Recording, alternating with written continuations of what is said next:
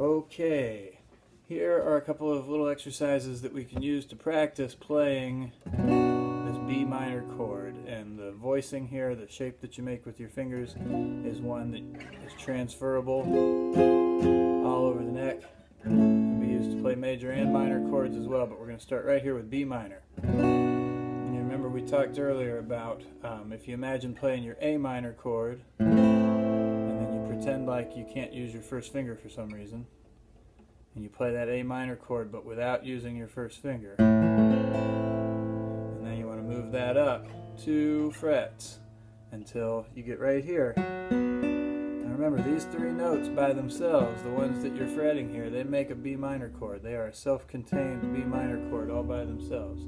So now all we want to do is take this extra first finger that we have here and play the bass note with it, which is the 2nd fret of the 5th string. So we brought this A minor chord up 2 frets, and we need to bring that bass note up with it. And a lot of people, when they go to play their bar chord, they think that the first finger acts like a capo and it presses all the strings down, but that's not what you want to do. I have an arch to it, and I'm just going to play the bass note with it. I'm going to have a nice loose grip here. I don't want to squeeze too hard. It's harder to play if you squeeze too hard. So if I were to remove these fingers, all my first finger is doing is this. Big knuckle will hit the first string here, but don't worry if that doesn't happen. You might just get a muted sound there, and that's perfect. That's great. That's fine. So here's what we're going to do. We're going to play a little chord progression. We've got a G, then we're going to play that B minor, and your first finger is already right where you want it to go there for B minor. And then let's finish a progression off. Let's play an A minor, D7 chord here, and then start it again. So we've got G, B minor, A minor, D7, and we'll do it again. So G to B minor, nice and slow and steady, A minor, D7. And we'll talk more about this later, but this, if we put numbers to this progression, this is a 1 chord in this key. The B minors are 3 chord in this key.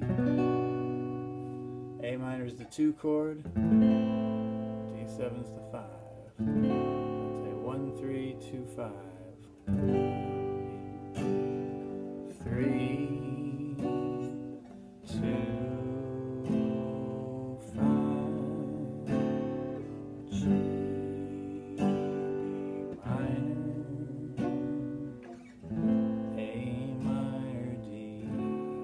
so you just play that 10,000 times and you'll have the B minor locked down. And if you get bored with that one, let's have a different progression. We'll play in a different key. We'll play in the key of D instead of G, and we'll have another chord progression that has a B minor in it. So in this one we'll go D, D major, to B minor, and then let's go to E minor, and then A.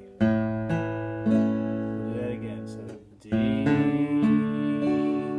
minor,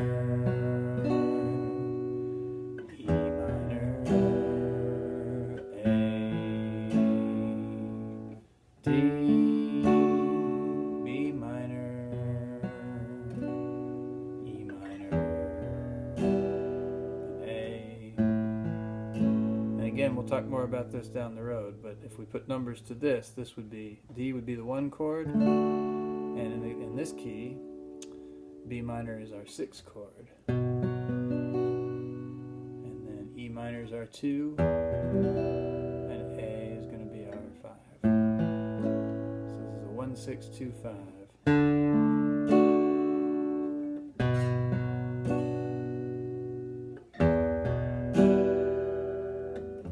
Let's play that one more time. So D,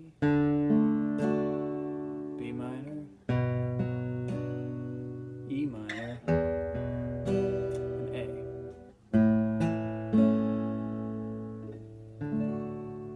So yeah, get those into your head, and you can sit around and absent-mindedly play through them. And pretty soon that B minor is going to get easier and easier to do. And remember, don't squeeze too hard. You see people with their knuckles turning white and they're squeezing really hard, and that just makes it a lot harder to play the bar chord. The whole trick to the bar chord, the trick to playing effectively in general, is keeping both your hands nice and loose and relaxed. But on this bar chord especially, all you got to do is push those strings down just far enough to make contact with the frets, and